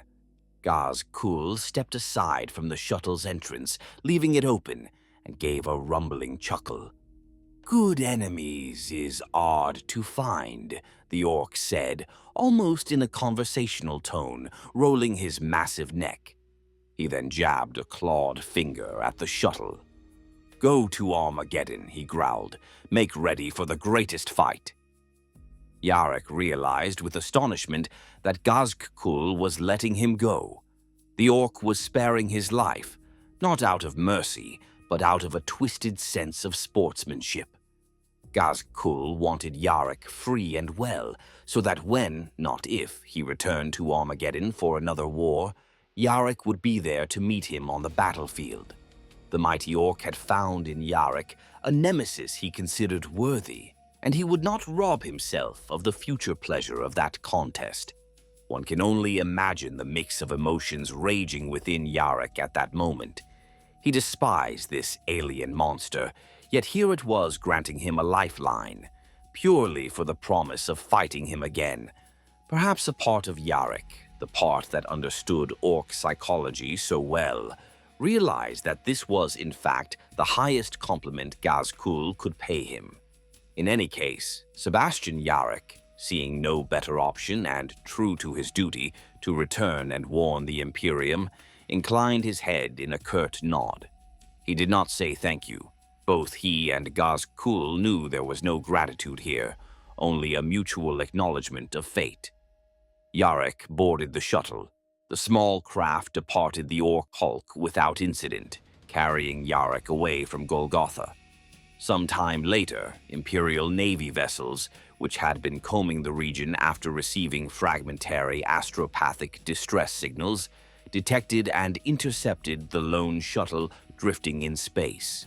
A boarding party of armsmen found Sebastian Yarrick inside, wounded, dehydrated, but alive and quite alert. Reportedly, his first words were a demand for a Vox link to Armageddon High Command. He had to warn them the orcs would return. His rescuers were astonished that anyone had survived what they later learned was a catastrophic defeat on Golgotha. When news spread that Yarrick lived, there was rejoicing and concern. Segmentum Command realized that Ghazghkull was still an imminent threat, perhaps more dangerous now that he'd escaped once again. Yarrick recuperated only briefly before he was back in action. The moment he was able, he gathered forces to return to Golgotha, burning with a need for retribution after the humiliation he had suffered. In an impressively short time, Yarrick convinced the Adeptus Mechanicus to support an expedition back to that cursed world. Leading an army drawn from Mechanicus Skitarii legions, supported by towering titans, and even a colossal Ordinatus siege engine, Yarrick unleashed devastation upon the Ork occupiers of Golgotha. This campaign, known as the Return to Golgotha, was swift and merciless. Ork strongholds and Gargant factories on the planet were systematically obliterated by targeted lance strikes and the thunderous blasts of the Ordinatus Golgotha weapon platform, essentially a giant land-based laser cannon capable of glassing a city block in one shot. Yarrick reclaimed his personal Baneblade, the Fortress of Arrogance, which had been left a smoldering wreck. The tech priests vowed to repair it for him. Ghazghkull, however, was long gone, and most of his primary forces had fled with him. Yarrick had exacted a measure of revenge on the Orks at Golgotha, but the beast of Armageddon himself still eluded justice. In truth, though Golgotha was temporarily cleansed, Orks would eventually return to infest it once more in later years, a testament to how difficult it is to extinguish the green menace completely. Yarrick knew this. As he stood amid the smoking ruins and towering Mechanicus titans of the victory parade on Golgotha, he remained unsatisfied. Yes, he had saved face, shown the Orks that humanity would not let their atrocities go unanswered. But Ghazghkull lived. The war was not truly over, only postponed. Yarrick returned to Armageddon and, to his frustration, could do little more than wait and prepare.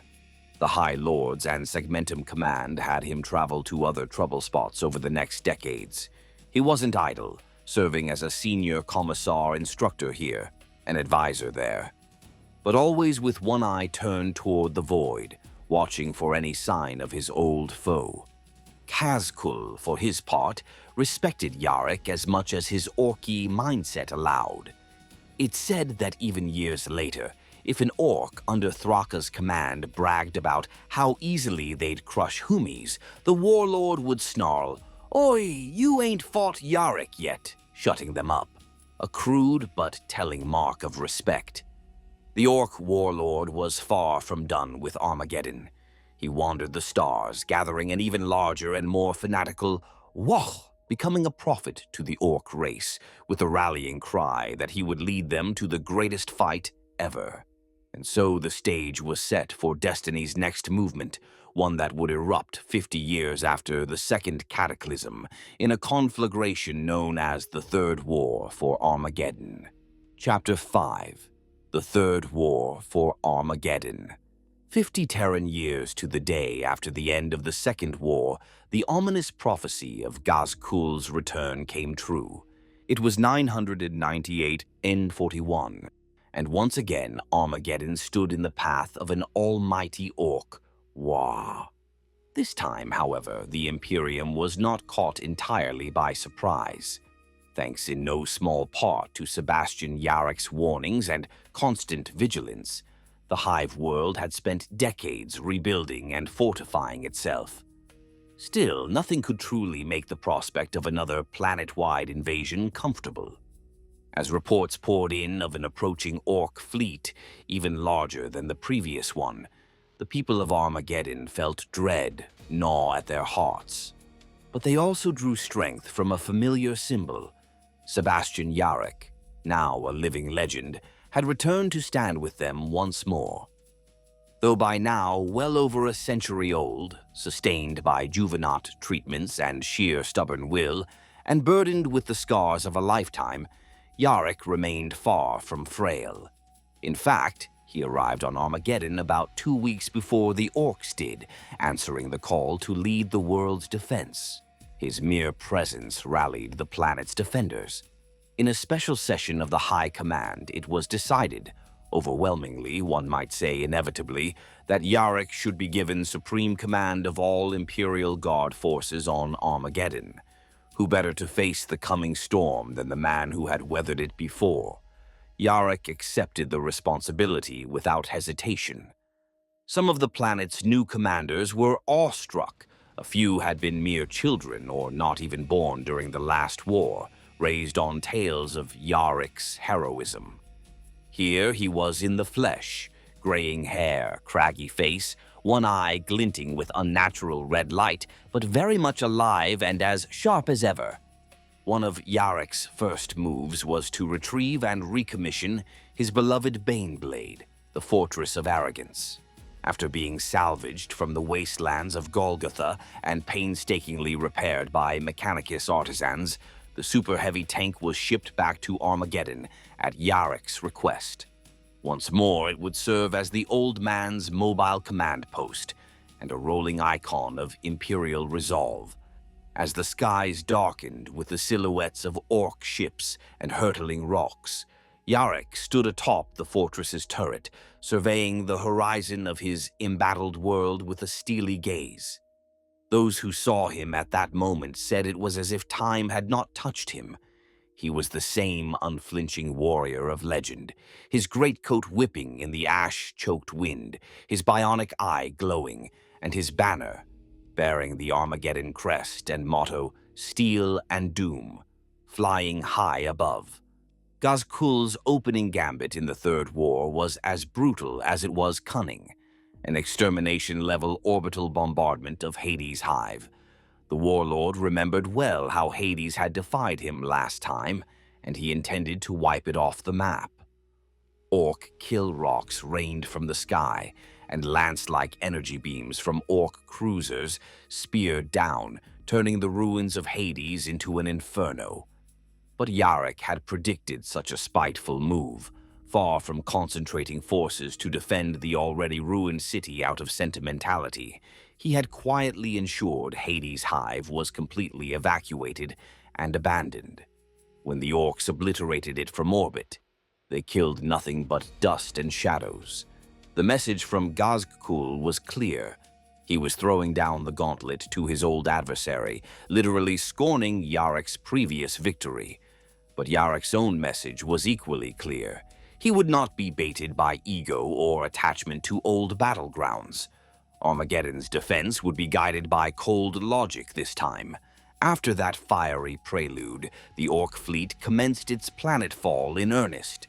Massive hollowed-out asteroids, the rocks, plunged through Armageddon's atmosphere, serving the dual purpose of drop pods and prefabricated fortresses for the invaders. Yarrick had learned much from the first invasion, however. He ordered every available Imperial aircraft and ground-based missile battery into action. A storm of interceptor fighters and defense lasers met the descending Ork craft. Dozens of rocks were shattered or knocked off course, exploding in the skies like grotesque fireworks. Some crashed in uninhabited oceans or the deep equatorial jungles far from any hive. Of course, with the sheer number of Ork vessels plummeting down, many still hit their marks. Throughout Armageddon Prime and Secundus, the impacts were felt, like the hammer blows of angry gods. Each rock that struck soil disgorged thousands of Ork warriors and war machines onto the surface. The Third War for Armageddon had truly begun. Yarrick's grand strategy was not to allow the Orks any quick or decisive breakthroughs. He had prepared layered defenses, interlocking fields of fire, sacrificial kill zones, fortress lines around each major hive, and contingencies for fallback and counterattack. Crucially, he refused to concentrate everything in a few key points as the previous governor had. Instead, he spread his forces wisely across multiple potential fronts, even at the risk of thinning some lines, in order to ensure the Orks would be slowed at every turn. The equatorial jungles became a toxic quagmire where Orc and Imperial lines surged back and forth. Yarrick had seeded that region with mines and fever toxins in advance, making the Greenskins' passage costly. In the ash deserts between hives, entire armored regiments clashed with mobs of Orc battle wagons, kicking up storms of dust and smoke as tanks dueled at point-blank range amidst sand dunes. In the skies above, Imperial Navy Thunderbolts and Marauders dueled Orc fighter Bomars in dogfights that turned the stratosphere into a deadly fireworks show of contrails and fire. Even the god machines of the Adeptus Mechanicus marched to war. Towering Imperial Titans strode onto the battlefields to meet colossal Orc gargants in titanic showdowns that flattened whole districts. One particularly spectacular confrontation saw the Warlord-class Titan Iron Saint trade volcano cannon blasts with an Orc mega-gargant amidst the ruins of Acropolis Hive. Each massive salvo lit up the horizon as thousands of guardsmen below watched in awe. In the end, the Iron Saint toppled its foe with a final devastating barrage that blew the Gargant's improvised power core sky high, proving that the Imperium's god engines still held superiority. But such victories were hard-won and came at great cost. Even that Titan duel left Iron Saint badly damaged and out of action for the remainder of the war.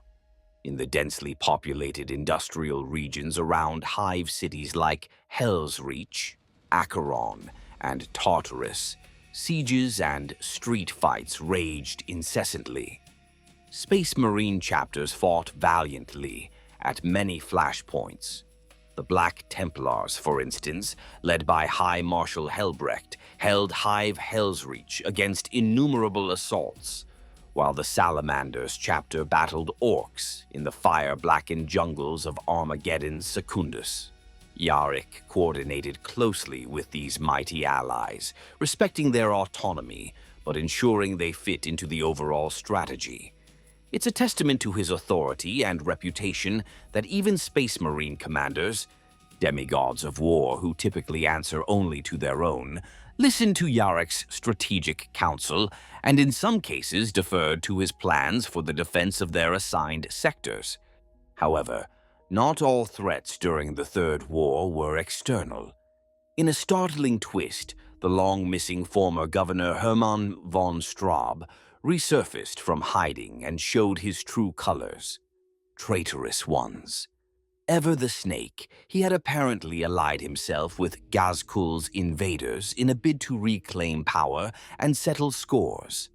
At Hive Acheron, von Straub's agents sabotaged the city's power grid and defense shields, opening secret gates and tunnels for Orks to pour inside. As the Hive fell into panic and darkness, the deposed overlord emerged from the shadows flanked by brutish Orc bodyguards. With brazen audacity, he broadcast a speech to Acheron's terrified citizens, urging them to rise up against the tyrants of the Imperium and welcoming the Orks as his allies. Incredibly, some of the planet's disaffected nobles and Hiver gangs rallied to his call, viewing him as a long-lost rightful ruler. The result was a short-lived but bloody insurrection, humans fighting humans even as the Orks rampaged through the Hive. Yarrick, upon learning of this treachery, was incandescent with resolve. He had always known von Straub's cowardice and vanity were boundless, and now it was confirmed in the most despicable fashion. The old Commissar directed loyalist forces to crush the uprising without mercy. As Imperial Guard, PDF loyalists, and even a detachment of Space Marines reclaimed Hive Acheron block by block. Von Straub and his collaborators fled into the Underhive to escape retribution. They did not flee far enough. In the dark depths beneath Acheron, a legendary special operations unit, the 13th Penal Legion, known as Colonel Schaefer's Last Chancers, hunted down the turncoat governor. Colonel Schaefer, an infamous figure who had crossed paths with Yarrick years before, cornered von Straub in his bolt hole. In a brief firefight far below the hive spires, the former overlord of Armageddon met his end, riddled with lass fire and surrounded by the bodies of his pet orc guards. Thus died Hermann von Straub, as ignobly as he had lived, his last gambit a complete and utter failure. The fall of Acheron was a dark moment, but the removal of von Straub's treachery was a small silver lining. At least, Armageddon's defenders no longer needed to worry about betrayal from within, while facing the greenskin menace without. Despite all the heroics and drama, the Third War proved to be a far more grinding, drawn-out conflict than the Second. The Orks had landed in such vast numbers and across such a wide area that no single action could decide the war. It degenerated into exactly what Yarrick expected, a brutal war of attrition. The Orks, for their part, inflicted massive damage and occupied large swaths of Armageddon's equatorial zone, but they could not crack the vital hive centers where Yarrick concentrated his elite forces. Conversely, the Imperium, under Yarrick's leadership, could not fully drive the Orks off-world either, at least not quickly. For every Ork stronghold they cleansed, another would pop up. For every greenskin slain, spores in the jungle birthed new feral Orks in their wake. It was a bloody stalemate, a test of endurance and logistics more than grand strategy. The conflict stretched the military capacity of Armageddon and its PDF to near breaking point, and similarly drained the Ork hordes of momentum. Eventually, Ghazghkull Thraka found himself mired in a war he could not easily win. This crusade, which he might have expected to be a triumphant romp, was instead turning into a quagmire. The Orks had hoped for another swift planet-wide crump, as they'd say, but found instead that mankind, led by Yarrick, simply refused to break. Imperial defenses continuously stiffened at critical moments, often courtesy of Yarrick shifting reserves or calling in an Adeptus Astartes rapid strike to blunt an Ork thrust. It began to dawn on Ghazghkull, or so Imperial strategists speculate, that the longer he stayed bogged down on Armageddon, the more he risked losing the initiative elsewhere. Indeed, the turning point of the war came not through a dramatic battle, but through Ghazghkull's own decision. The Ork warlord, who believed he received direct visions from Gork and Mork, abruptly changed his grand plan. In the midst of the protracted campaign, after yet another costly Ork assault had been repelled by Yarrick's forces, Ghazghkull had a vision, an Orky epiphany. He proclaimed that the green gods were calling him to a far greater war than the Armageddon conflict. The details are known only through intercepted Ork communications and later events. Essentially, Ghazghkull decided to leave Armageddon to launch a galactic crusade of an unprecedented scale, what the Imperium would later dub the Great War. Practically, this meant that one day, almost as quickly as it had begun, the Third War's pitched battles started to subside. Ghazghkull's Orks began withdrawing in an oddly coordinated fashion as the warlord consolidated his forces for departure. The Imperials at first were perplexed. Was this a trap or regrouping? Yarrick, however, sensed the truth. He'd studied Ghazghkull's psychology for years. The Ork leader had a grander design and was not one to waste time once his prophecies told him to move on. When Ghazghkull's massive command Gargant lifted off ground and trudged back to the space Hulk landing zones, Yarrick knew Ghazghkull was making his escape to fight another day. Not one to let his quarry slip away without pursuit, Yarrick immediately convened with the commanders of the Imperial forces, chief among them High Marshal Helbrecht of the Black Templars, who had been itching for a chance to chase down the archenemy. The Black Templars, a crusading space marine chapter legendary for their relentless zeal, had lost many brothers in the defense of Armageddon. Helbrecht needed no convincing. In fact, the Templars were already scrambling their strike cruisers to follow Ghazghkull's fleet into the warp. Yarrick formally petitioned Helbrecht. He asked, or rather demanded, to join their chase. It was not common for a mortal guardsman, even a hero, to presume to accompany a space marine strike force, but Helbrecht did not balk. In the strategium of the Templars' fortress monastery, in Hive Hell's Reach, amidst flickering hololiths and the lingering smoke of battle, Yarrick made his case. The High Marshal listened, then simply placed a gauntlet on Yarrick's shoulder and said, "We will hunt him together, old friend." With that solemn pact sealed, Yarrick immediately turned over planetary command to General Kurov, his capable second-in-command, and joined Helbrecht's warship as it broke orbit in pursuit of the fleeing Ork fleet. The hunt that followed was swift and daring. Ghazghkull's vessel, a gargantuan battle barge dubbed Kill Rekka, led a splinter fleet racing towards the system's Mandeville Point, where they could safely jump to warp. The Black Templar's ships, with Yarrick aboard the flagship Eternal Crusader, thundered after them. A ferocious void battle erupted at a locale remembered as the Haunted Gulf, a turbulent region of space not far from Armageddon. In that engagement, the Imperial fleet managed to catch up to Ghazghkull's convoy. Lances speared through the void, ripping Ork escort ships apart. Macro batteries roared. Boarding torpedoes lanced out and struck a few Ork vessels, unleashing squads of power-armored Templars onto their decks. It was brutal and chaotic, just like an Ork space battle always is. At one climactic moment, the Templars succeeded in cornering Kill Rekka itself. Surrounded and pummeled by Nova cannon blasts, Ghazghkull's flagship began to buckle. Yarrick, on the Eternal Crusader's bridge, urged Helbrecht to target its engines. They had a chance to cripple the monster and end the threat for good. The Templars launched boarding torpedoes, determined to take the fight inside and perhaps reach Ghazghkull personally. By some accounts, Yarrick was outfitted in void armor and ready to join the boarding action himself. But fate intervened once again in the Orks' favor. With a mix of devilish luck and orcish recklessness, Kill Rekka managed a desperate gambit. It activated its warp drives in the middle of the battle, without proper calculations or distancing. The ship tore a hole in reality then and there, and vanished into the immaterium in a flash. The sudden warp translation was so violent, it caused a psychic shockwave.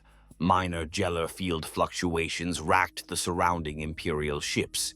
A few smaller vessels, too close to Kill Rekka, were lost to the warp rift's sudden pull. When the swirling purple after-effects cleared, the Ork command ship was gone. Ghazghkull had escaped yet again, slipping into the sea of stars to chart an unknown course. Helbrecht and his space marines were furious. They vented that fury by annihilating the remnants of Ghazghkull's fleet that hadn't jumped in time.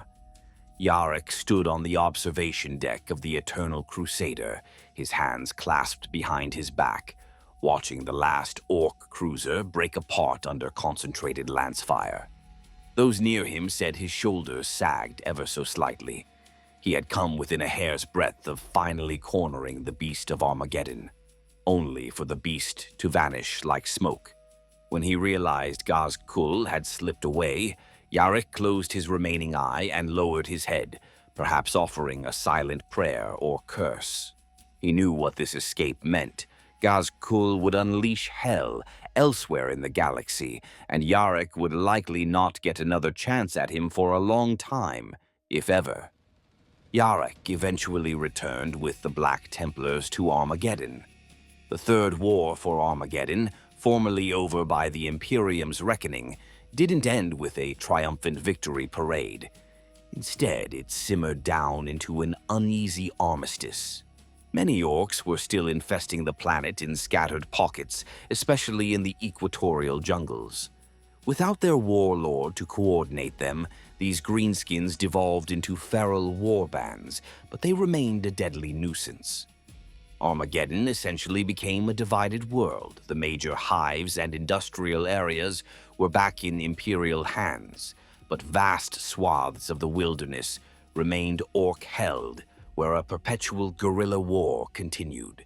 To this day, elements of the Steel Legion and various Imperial Guard regiments garrison Armageddon and carry out sweeps to contain the Ork threat that lingers in the deep jungle and slag valleys.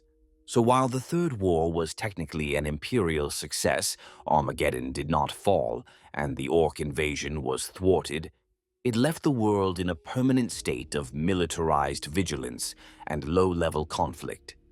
Once again, Sebastian Yarrick was hailed as the savior of Armageddon.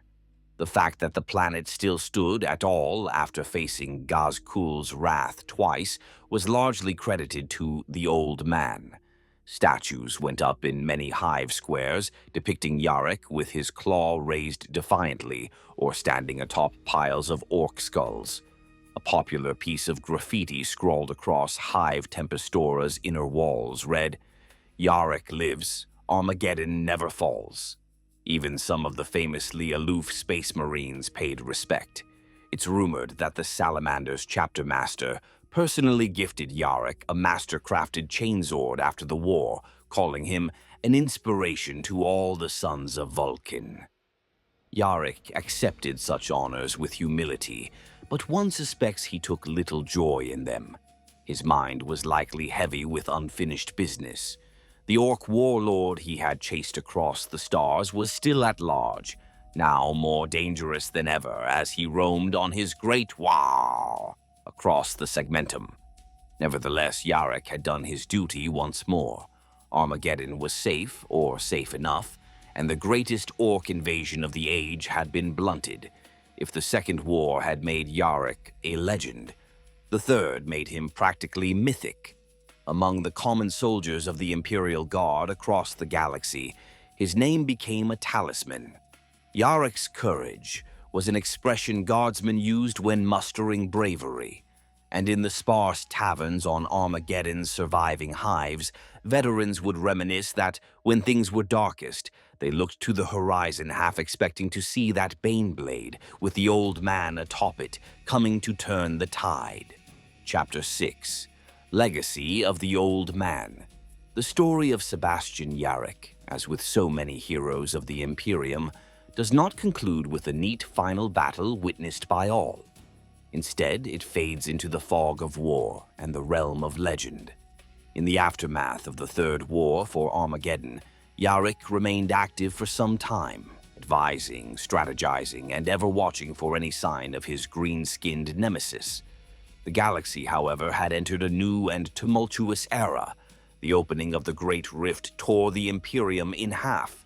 Demon Primarchs returned to plague mankind, and endless new wars erupted on 100 fronts.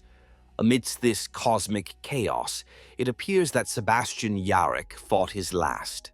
In the early years of what is now called the Era Indomitus, the dark period following the Great Rift's birth around the turn of the 42nd millennium, a somber communication spread through imperial channels.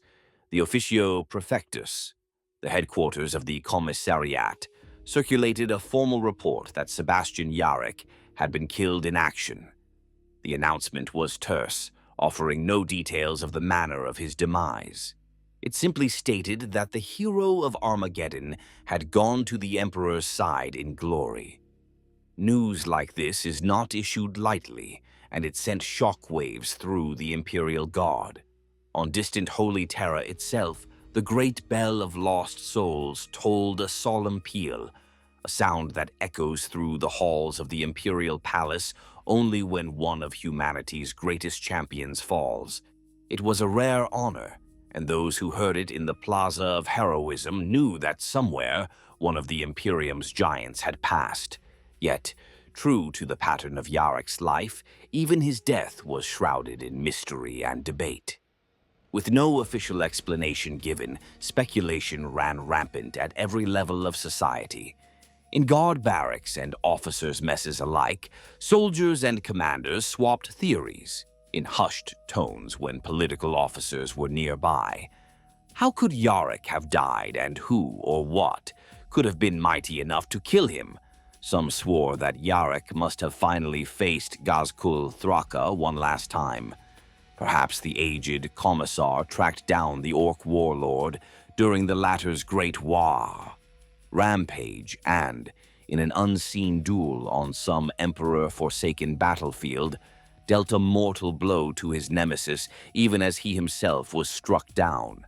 There is a tantalizing scrap of Orc lore that emerged around this time, an Orc tale of a Hume with a burning eye who took the head of a mighty war boss before disappearing.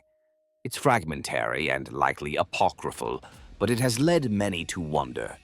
The Orcs, for their part, were heard bragging that Yarrick was dead, though they gave no specifics. One can imagine Ghazghkull himself, upon hearing a rumor of Yarrick's death, bellowing in either triumph or fury, perhaps both, as the Orc might have felt robbed of killing Yarrick with his own hands. Indeed, some observers noted that Ghazghkull's campaign took a particularly violent turn right after the news of Yarrick's passing, as if the Orc warlord was venting frustration that his greatest enemy had been taken from him by fate rather than by his chopper. Others believe a different tale, that Yarrick met his end not at the hands of any Orc at all, but facing a far darker foe. There was a terrifying event on Armageddon a few years into the Indomitus era. A tendril of the Great Rift brushed the system, and with it came an invasion by chaos demons led by the bloodthirsty Primarch Angron, the same entity that had once attacked Armageddon millennia before in the First War. According to this theory, Sebastian Yarrick, refusing to abandon the world he'd saved twice, stood on the front lines against the demon Primarch's onslaught. Imagine the scene, the sky rent in half, a blood-red giant of hate personified, stomping through the fire and ruin. And there, atop the breached gates of Hive Infernus, an old one-armed Commissar with a power claw and a glare of defiance shouting, "Not one step back!" as a horde of bloodletters poured forward.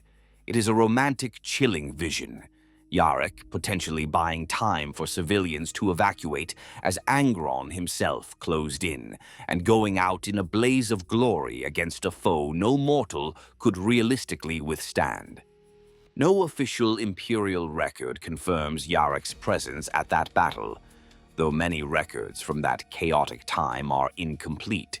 Still, veterans of the 144th Steel Legion later claimed that during the height of the demonic assault, they heard an authoritative voice on the Vox ordering them to hold the line, a voice that some insist was Yarrick's. Could it be that Yarrick fell not to his lifelong Orc adversary, but to a demon Primarch of Chaos in one last stand for Armageddon? If true, it would be a worthy, if tragic, final chapter. And then there are those who whisper that Yarrick is not truly dead at all. The Imperium has erred before in its death notices, hope against hope. Some think this might be another such case. They point out that the Commissariat's report gave no proof or circumstance. Could it have been misinformation or a cover-up? A handful of the more superstitious even suggest that perhaps Yarrick was taken up by the Emperor's will, that he's not dead but being prepared for some greater destiny. There's an almost heretical rumor, born clearly of folk legend, not scripture, that Yarrick might one day return as a living saint of the Imperial Guard, emerging when humanity's need is dire. This is not official Imperial doctrine by any means, but it speaks to the almost supernatural regard in which he's held by the common folk. Whatever the truth of his final fate, the legacy of Sebastian Yarrick is secure and immortal. Across the Imperium, his name has become a byword for unyielding courage and determination. Every Commissar cadet at the Schola Progenium learns of his exploits and is taught to emulate his dedication. His quotations adorn the plaques of military academies. "Now is our time," from his famous speech, is chiseled into the stone of the Officio Prefectus headquarters. On Armageddon, a world that arguably owes its continued survival to him twice over, the people still light candles beneath a towering statue of old Bale Eye in Hades Square each year on the anniversaries of the wars. Among the rank-and-file soldiers of the Astra Militarum, Yarrick's story is told and retold around campfires and in transport barracks, growing a little with each telling, perhaps, but always conveying the same core. Stand your ground, give everything for humanity, and you can defy even the greatest horrors. New recruits might suspect some of the feats attributed to Yarrick are embellished. Surely one man couldn't do all that. But the veterans will simply shake their heads. They'll swear I was there, or my old sergeant fought under Yarrick and it's all true. The old man was that tough.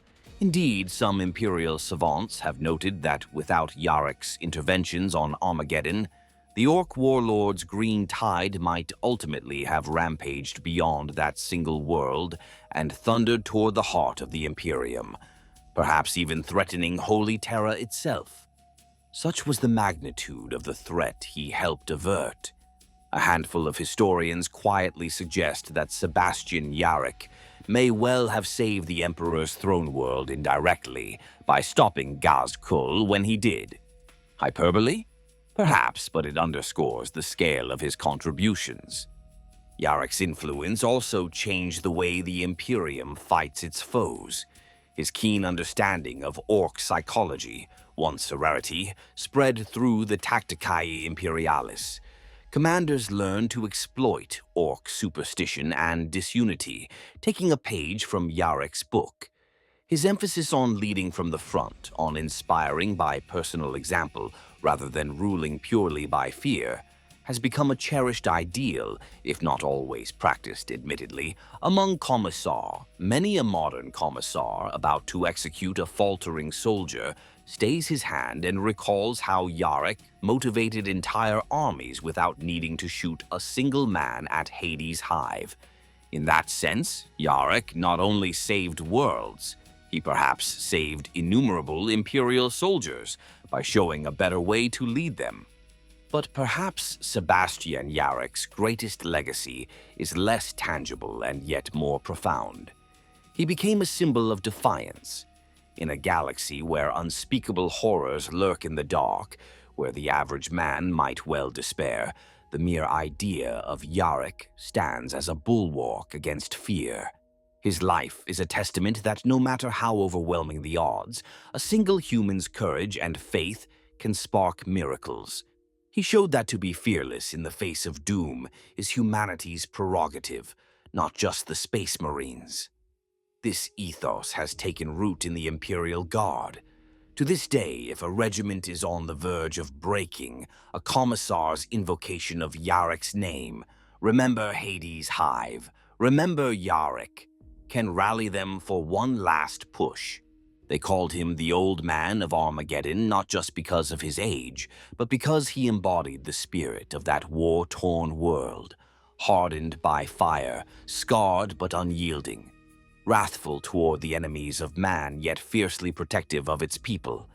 They called him Old Bale Eye in fear, believing he could kill with a glance, and he made that fear a reality, turning myth into truth. They called him a hero, and indeed he was, though he likely would brush off that title in life, insisting he merely did his duty to the Emperor.